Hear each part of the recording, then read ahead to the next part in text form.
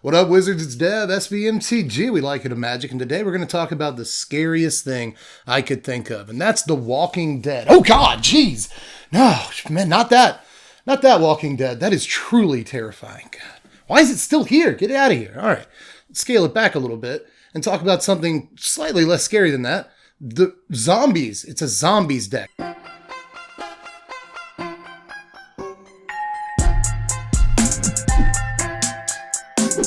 Hey, we're back. Remember to like and subscribe, do all this stuff down here if you feel like it. And before we really get started, here's a quick word from our sponsors. Sponsors? We've never had a sponsor before. Are you for real? What is it? Japanese snacks? Are you serious? Did they send us some? Why didn't I get any? Give me some snacks! My opponent has a bigger army than me, more resources, and more cards in their hands. So what do I do here? Oh! Hey, what you thinking about? I'm sorry, what?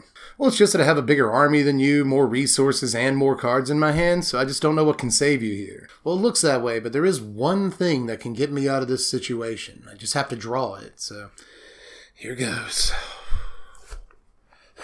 I got it, yes! Oh wait, so what's happening? Do you just win now? Actually, I guess you could say we both win, because I got Boxu. Oh, aren't they that company that sends boxes of authentic Japanese candy straight to your door? That's right, and did you know that right now if you use the code StrictlyBetterMTG10, you can get 10% off of your authentic Japanese snacks? Oh, so you're telling me that if I use the link in the description to go to Boxu.com and enter the promo code StrictlyBetterMTG10, that I'm going to get 10% off of my delicious Japanese snacks I was going to eat anyway? Exactly that. And hey, did you know that some of the companies Boxu works with have been in business for over 100 years? You want sweet, salty, crispy, savory, flaky, whatever? We got it all in here. What are you waiting for, man? Let's crack that thing open then. Yeah, let's do that and see what kind of stuff you might get in your Boxu if you get one. There's a bunch of really cool stuff in this box, like this awesome Japanese muffin top, this sweet, delicious sake candy, which is one of the best things I've ever put in my mouth, these awesome Japanese macarons,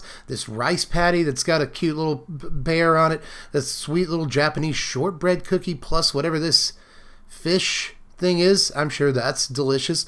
We got an assortment of green teas and whatnot, plus we got these awesome little cakes that were probably the best thing in the entire box. End of the day, these light little cracker things that were savory and salty and kind of sour cream and oniony. These that I haven't cracked open yet. The gummies, though, are delicious. I have had some of those. There's all kinds of stuff in this box, and every month that you order Boxu, you get a different theme. You never know what you're going to get, and there's all kinds of stuff in here. Do you see how much they actually sent us? It's a ludicrous amount of stuff, and it's plenty to share if that's what you want to do. Jeez, man, these sake candies are so good. I can't get enough of them.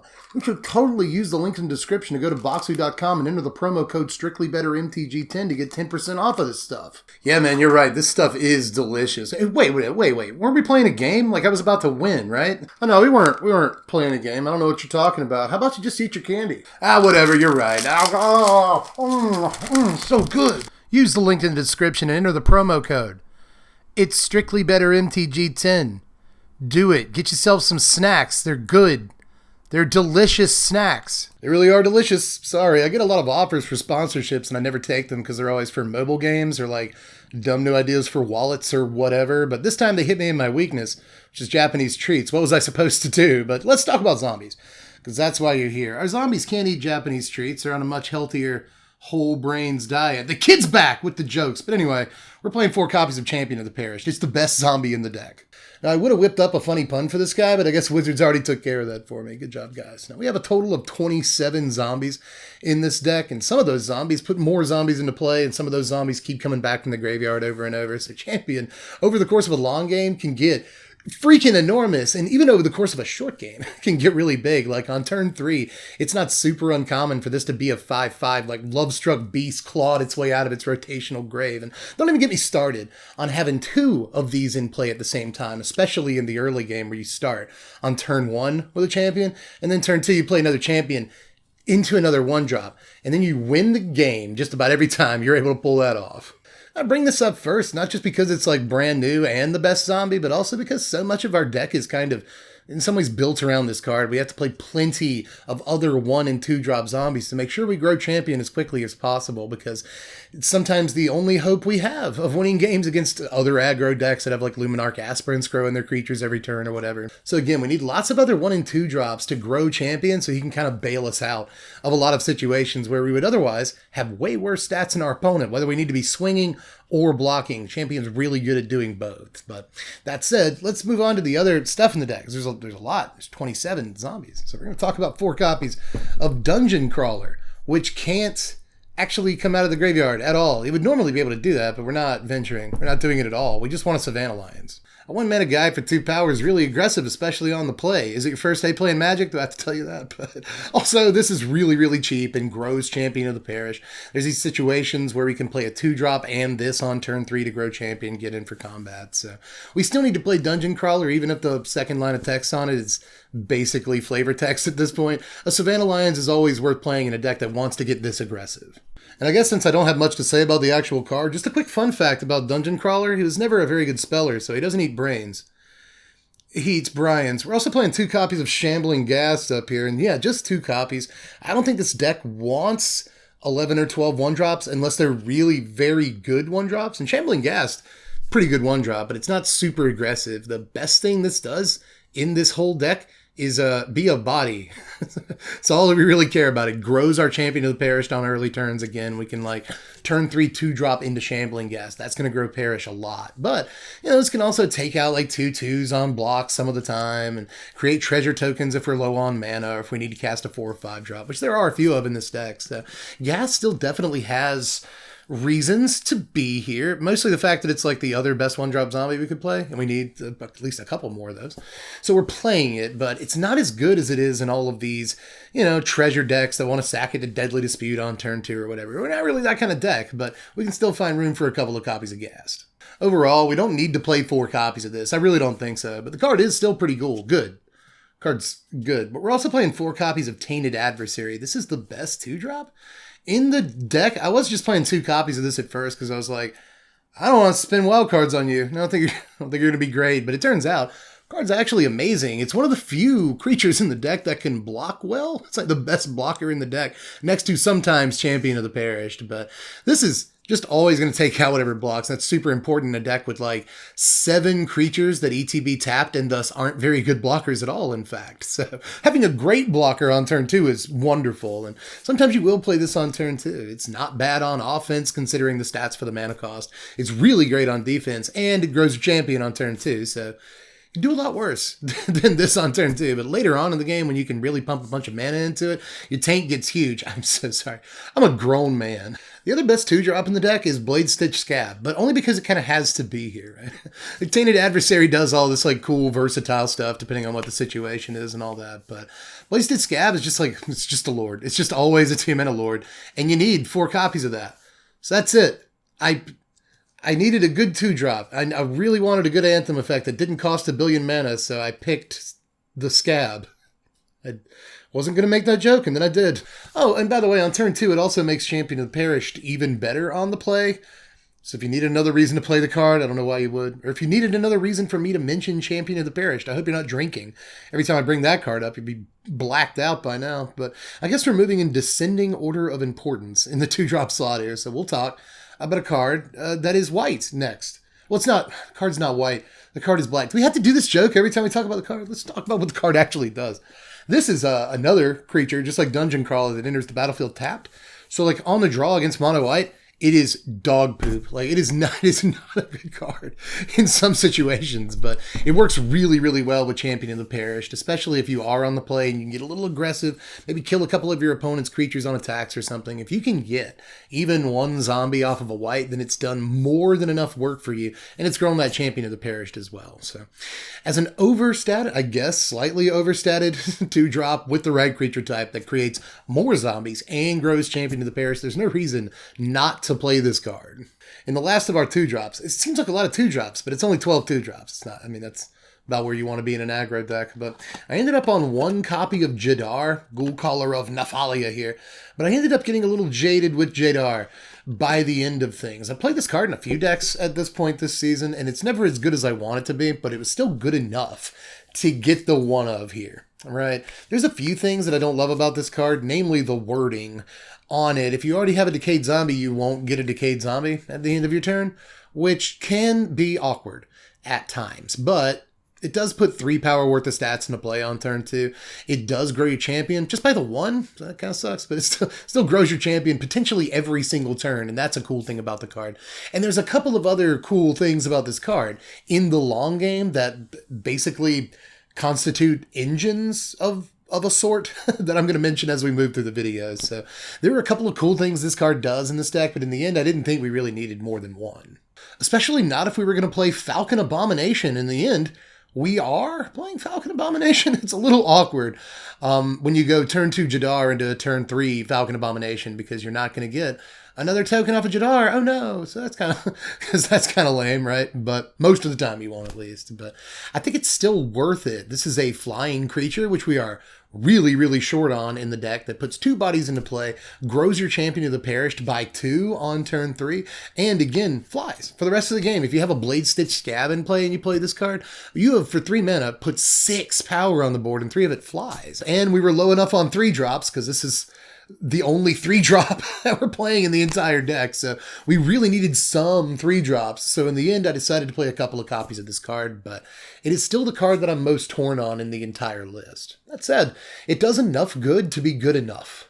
Can we make that a thing? It does enough good to be good enough. Actually, now that I hear it out loud again, it kind of sounds like something you'd find on a pillow at Pottery Barn or something. I don't know about that the more I say it, but anyway, next we're going to talk about last couple of creatures in the deck, which are both heavy hitters. We're playing 2 copies of Ebon Death because the Black Death still plagues the skies. We need more flying in this deck. We need it so bad. And this is one of the cool things that works well with Jadar, right? Because you can swing in with the token that you get from Jadar every turn. It will die in combat no matter what, right? Because you sacrifice it at the end of combat. And then you can bring back your Ebon Death. It sucks you don't get to like flash it in on your opponent's turn or whatever, but it's still an important enough like loop to remember that you have access to. So keep that in mind. It works pretty well with Jadar, but there's plenty of other like removal spells in the deck this card can work with as well, including 4 copies of an instant speed, cheap removal spell that Ebon Death works especially well with. So, again, this grows your Champion of the Perished. I have to keep saying that about all these cards. This grows your Champion of the Perished sometimes multiple times in a game if you can keep bringing it back. And having a 5 power flyer it's good in a game of Magic. I keep trying to justify the card. I'm all the way down to 5 power flyer is good, everybody. It's day 1 stuff. But this can not only be a decent attacker that can help you finish off long games or games against control where they have a lot of removal spells, but this is also a thing that blocks and kills a Goldspan Dragon and everything on down, and that's an important thing about the card too. But we are packing 1 whole copy of Narfi. Always reminds me of Pinky in the Brain when I talk about this card. But the card is not a total narf. I thought I was going to play more copies, but in the end, it's a 5-drop Anthem effect. And I didn't play Death Priest of Merkle in this deck or the Vampires deck, right? So I don't want 4-drop Anthem effect. So I don't really love 5-drop Anthem effects. But that said, this thing can keep coming back over and over. It's amazing against control. Note that you can use its ability at instant speed, which gets everybody. It gets everyone. They come into attack and you just instant speed, get your Narfi back, grow your team and block and stuff. That gets everyone. Remember too that you can always swing in and after blocks are made or after blocks aren't made, get your Narfi back. Instant speed for 3 mana. And that also takes people by surprise. There's enough like cool little lines and tricks with Narfi in the deck that I think it's worth 1 mana, but you won't get to this in every game. But in long games where you have to grind a little bit, Narfi is really good at grinding. And, I'm never going to be mad at another Anthem effect. But believe it or not, there are spells in this deck. We're playing 4 Infernal Grasp here. I've already kind of mentioned this card. You probably guessed this was the card we're playing when I said we're playing a 2-mana or a cheap instant speed removal spell. I, again, really like this card in aggro decks, and I'm playing all 4 copies of it. But I'm also on 3 copies of Crippling Fear, which has won me more games than any other card in the entire deck. As dead as it might be against some control decks, I don't care. Again, Crippling Fear has won me more games than any other card. And if we didn't have access to this card, I don't think Zombies would be a good deck. But we're not done with Sweeper. I actually don't know that Zombies is a great deck in general right now, but what playability it does have is owed in large part to this card. But we aren't done with Sweepers, because we also have the Meat Hook Massacre, another great way to sort of win in the long game, which is something this deck needs. This card is really good on pretty much every axis that you could judge it on, whether you draw it late, draw it early, whatever. It's going to do amazing things for you. And even though you're going to have to put some of your own zombies on these hooks from time to time, you really don't care if it bails you out of a dire situation.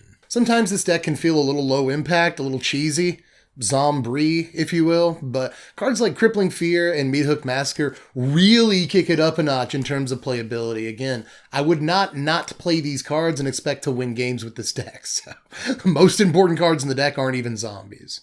Now here's the lands, 24 of them. There are 12 blue sources and 18 black sources, because we need a ton of that in this deck. There are also 15 snow sources in this deck, which seems pretty low, but Narfi you won't be getting back until the late game, and with 15 snow sources, you should be able to activate a Haven by turn 5 or 6 most games. That's my justification for only 15 snow sources. That, and we need to play Shipwreck Marsh, we need to play Clearwater Pathway, and I want at least 1 copy of Agadeem's, because there's so many cool things we can do with it in the late game. We can get back a Champion of the Parish and a Tainted Adversary for 5 mana, and if we have 3 more mana to pump into it, we can pay the ETB cost for Tainted Adversary, get 2 more zombies, grow the adversary, grow the champion, and just have all this power in the late game. If we pump 6 mana into an Agadeem's Awakening, we can get back a Champion of the Parish, and a 2-drop, and a Falcon Abomination, and again, grow the champion, get all this power on the board. So Agadeem's is amazing in the late game, and I wanted at least 1 copy of that card. Now here's the sideboard, which I thought would be difficult, but it actually ended up being pretty easy. We got 3 copies of Duress in there against Control. We've got Disdainful Stroke, Negate, and Test of Talents, a little counterspell suite, which is actually the most important part of the entire sideboard. You'd be surprised with this deck how many times you can just resolve a 2-drop and then say go on turn 3 and hold up some form of counter magic or another. Plus, lots of this kind of counter magic is important, from Disdainful Stroke to Negate. All of it is really good right now, facing down Rin and Sevens and Esca's Chariots and stuff.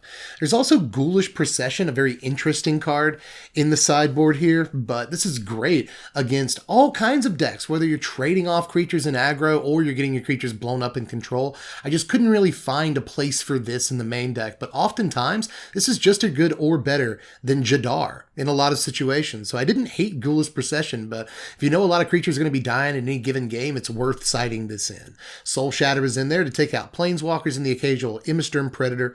Crippling Fear, 4th copy, why not? We've got a copy of Draugr Necromancer against mono green mostly. I want to fit in more copies of this card, but I think all the other cards on the board are better in most cases. One of the only removal spells mono green often plays is Blizzard Brawl, and that is about it. So especially if you've already seen a Brawl or 2 in a game, it's fairly safe to play Necromancer and then resolve your Infernal Grasp or Crippling Fear or whatever. And suddenly you got a stack of dudes you can play for the rest of the game, because it's awfully hard for them to get rid of Necromancer.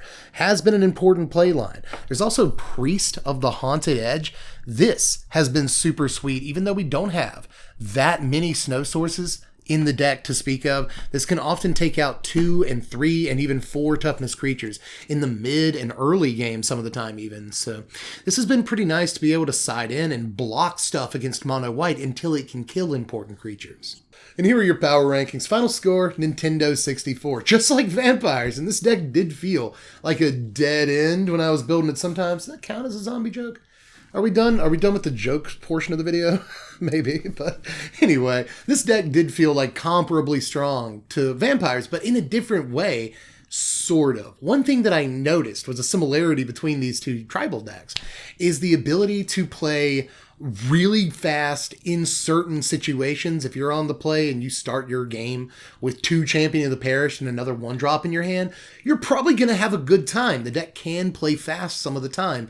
if given the chance and given the cards in its opener. However, the deck also has a ton of late game options, unlike a whole lot of aggro decks, right? You can Crippling Fear in the late game and get through. You can, Meat Hook Massacre in the late game, maybe kill stuff, maybe not. But either way, get through and force your opponent to block. Oh, but if they block, they die because your guys die. They take damage from Meat Hook Massacre. They're screwed either way. So, Tainted Adversary when you have 5 or even 8 mana in the very late game is a cool little play. It's got Agadeem's Awakening in it to, get back a bunch of dudes at one time. Narfi, Ebon Death, both creatures that come back from the graveyard and hit pretty hard in the late game. So again, this deck has all of these resilient late game options, just like I said with vampires, that aggro decks usually don't have access to, and I am into that. So try it out if you can. Link in the description at TCG Player where you can check the deck out for the cheapest price. You're going to get it on the whole line. Online. But aside from that, make sure you like, subscribe, do all this stuff. Watch me play some Magic on the twitch.tv and throw $1 in the Patreon pot every 30 days to be able to vote on what content we do around here. I didn't do a Patreon poll for this video because this deck has almost won the Patreon poll 2 times in a row this season. So I know what the people want to see. I figured I'd go ahead and bring it to you and start fresh with a new Patreon poll tomorrow. But I hope you enjoyed this one. I actually had way more fun playing zombies than I thought I was going to. I'm pretty sure this deck was going to be absolute trash. Cold garbage, if you will. Everyone always says hot garbage. Cold garbage is way grosser. But yeah, I thought this deck was going to be bad. Just BAD bad. But it actually surprised me in a number of ways. And with the dimension that it ended up having. So I hope you get a chance to give this deck a shot, one way or the other. And I don't think there's going to be a zombie apocalypse in Standard anytime soon, but it is a fun deck one way or the other, and it might get even better when Crimson Vow comes out. We know there's going to be some vampires in Crimson Vow, so I could confidently say that deck was going to probably get better, but there's got to be a zombie or two. We get another really aggressive zombie 1 or 2 drop. It could be on, kids. So keep an eye on this one if nothing else. But just let me know how you felt about it down there in the comments section, what you do differently, how you felt about the tech and all that stuff. And I will catch you cats later. I'm Deb from The Place. Thanks for watching, Wizards. Spread love and be kind.